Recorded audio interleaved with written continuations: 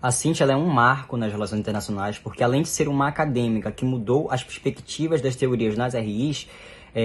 as perspectivas e os pensamentos feministas, os estudos feministas nas RIs, ela traz duas abordagens teóricas consigo que dizem respeito da sexualidade, homossexualidade e das ordens sexualizadas dentro das relações internacionais. Formas metodológicas e teóricas que tomou como centro de uma curiosidade intelectual queer sobre as suas figurações, além de traçar e trazer consigo formas de direcionar os estudos e pesquisas das relações internacionais nos mais diversos níveis, nos mais diversos nichos e níveis dentro dessa ampla e vasta gama de assuntos que dizem respeito sobre o feminismo, homossexualidade, sexualidade e essas ordens que são sexualizadas dentro das relações internacionais. Além de trazer consigo o questionamento e fazer com que pesquisadores se questionem aonde está a mulher de fato dentro da política internacional, aonde está inserida a mulher nesse lugar de poder, nesse vasto mundo que é global, globalizado, e ainda hoje a mulher ocupa cargos de menos poder dentro de políticas internacionais. Cynthia Loy, em Making Feminist Sense of International Politics, discorre também acerca da militarização das relações internacionais, as quais tornaram-se demasiadamente masculina, o que, por conseguinte, fez com que as políticas internacionais favorecessem e privilegiassem os homens e colocassem as mulheres em cargos e serviços de menor relevância. Cynthia menciona em seu artigo um exemplo do qual se tira diversas interpretações. Ela cita o caso da drag queen Conchita Wurst, nome artístico de Thomas Neuwirth, a qual foi criticada por alguns líderes políticos, como por exemplo o nacionalista russo Vladimir Zhirinovsky, dizendo que Thomas era o fim da Europa. Mas também foi elogiada por um membro do Parlamento Europeu, dizendo que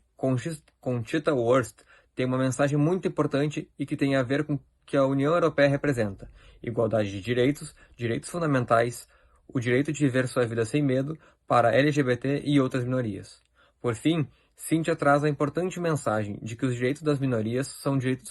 os direitos humanos, e os direitos humanos são os direitos das minorias, que ocupam poucos espaços dentro da política internacional.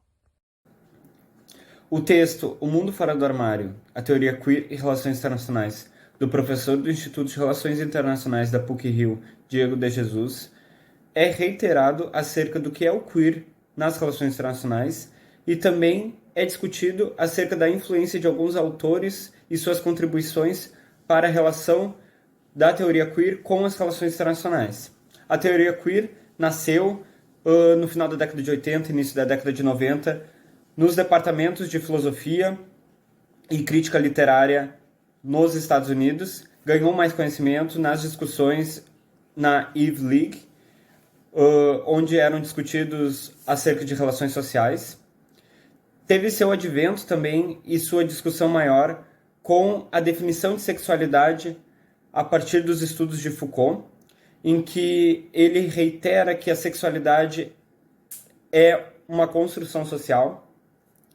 e um dos pontos de influência que o autor prescreve é que o sexo e a sexualidade operam como meios de articulação entre o indivíduo e a sociedade,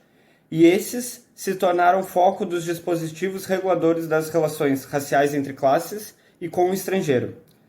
Então, a sexualidade é vista nos estudos queer como um dispositivo histórico de poder, que insere o sexo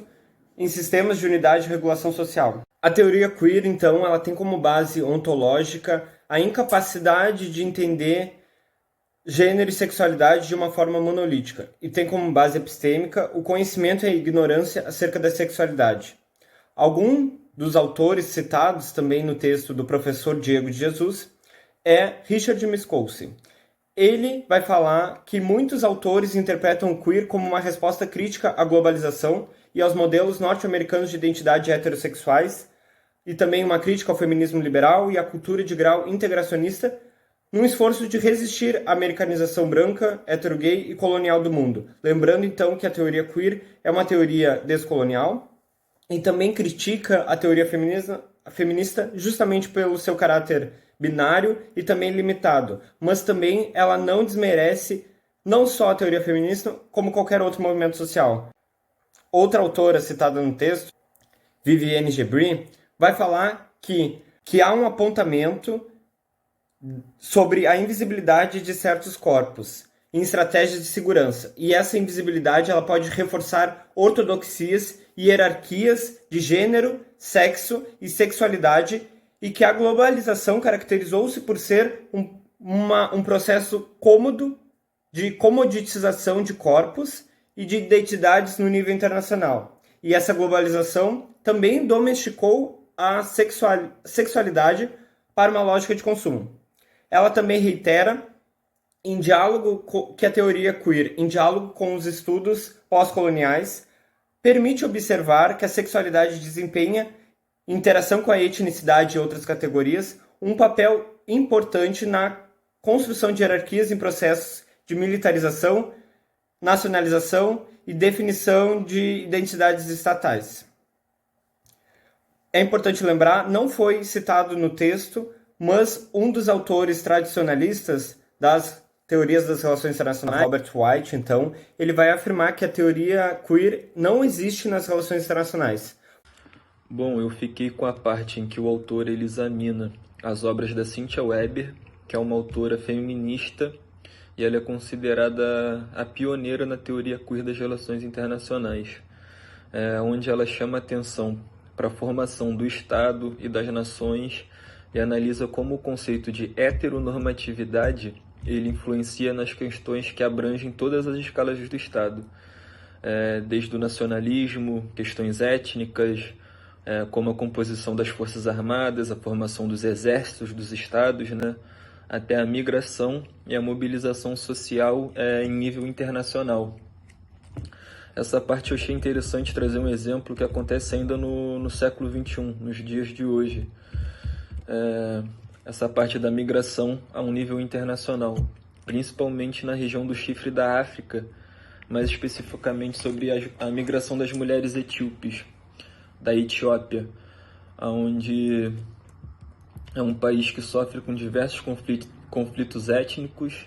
onde ocorre, além das mulheres e da população sofrer com a fome, problemas de saúde, ainda ocorrem barbáries e violações de direitos humanos, principalmente o direito das mulheres, como a mutilação genital feminina, que é a ablação do clitóris, ainda quando crianças. Segundo dados da OMS, somente na Etiópia mais de 20 milhões de meninas sofrem desse absurdo. Então é uma violação terrível que acaba acompanhando a vida dessas mulheres pelo restante da vida, né? Pela vida inteira, com dores, hemorragias, infecções, problemas no parto e até infertilidade. Assim a gente consegue enxergar bastante o que a autora ela aborda nesses conceitos que ela traz nas obras dela, que é sobre como a heteronormatividade ela está presente nas fundações do Estado, inclusive com um mecanismo para a manutenção da reprodução biológica e social das nações, visando a depreciação do feminino, né, a fim de reproduzir e perpetuar a dominação masculina. Então a gente traz mais sobre esses conceitos no fichamento. No capítulo Teoria Queer, no livro Teoria das Relações Internacionais, do professor associado da USP, Feliciano de Sá Guimarães,